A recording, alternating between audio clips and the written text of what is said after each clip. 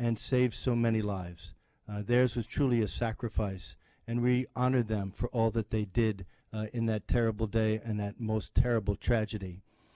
Also, I want to be working with student government to the current tragedy and all the people who are suffering from the hurricanes in the Gulf Coast region, in Houston and now in Florida with Hurricane Irma.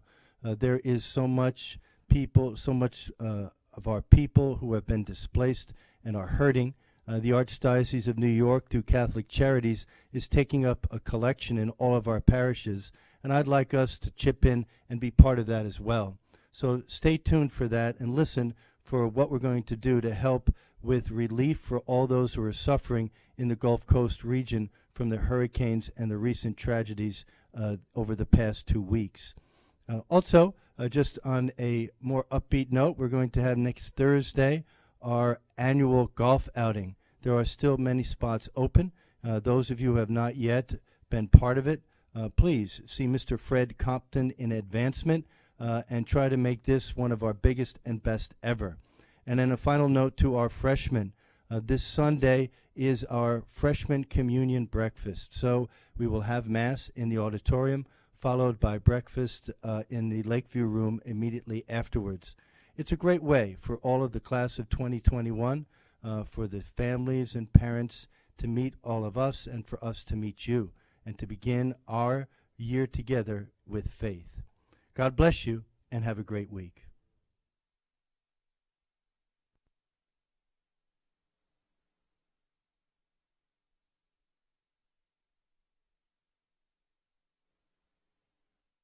Good morning. Today is Monday, September 11th, B-Day. I'm Connor Buckley. And I'm Josh Baker. And this is Kennedy Live. Now for some school announcements. Students, if you have any paperwork for the nurse, physicals, doctor notes, etc., please get it to her as soon as possible. Happy birthday to Dominic Dudek. Villanova University will be visiting in the cafeteria today at 12:30. And now over to This Day in History with Adam. Hi, I'm Adam Andriani, and this is This Day in History. In 1916, the Star-Spangled Banner is sung at the beginning of a baseball game for the first time in Cooperstown, New York.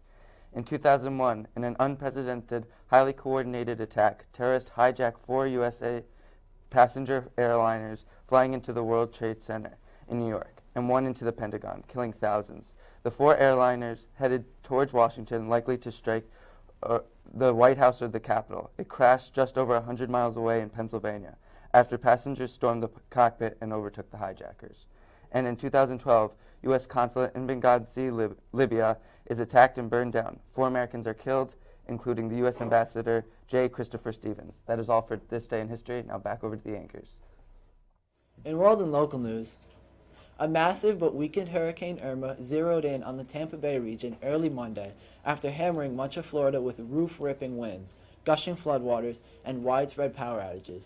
The monster storm measured more than 400 miles wide, and its winds of up to 130 miles per hour sucked the ocean water out of bays, swamped much of downtown Miami, and toppled at least 3 construction cranes, 2 over downtown Miami and 1 in Fort Lauderdale. And our thoughts and prayers are with all those affected.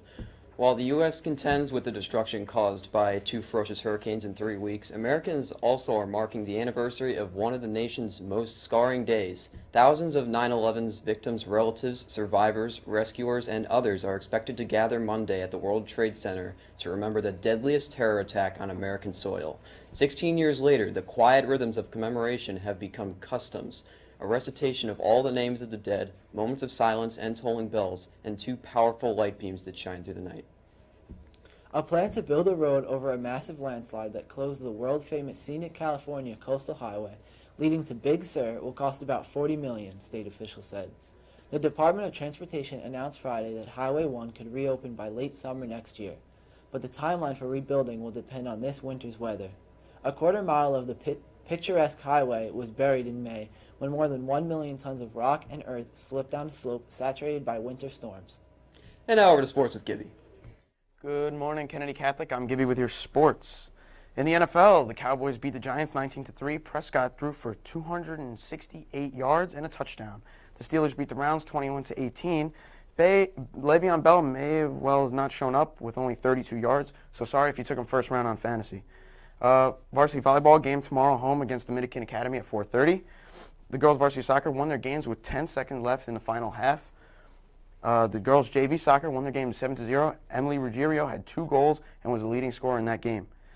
And finally, the varsity football team won their home opener Saturday against Nazareth 23-6. Greg Brand had 2 touchdowns and 1 interception, and Alec Oganda had a kick return for a touchdown. That's all for sports. Now back over to the anchors.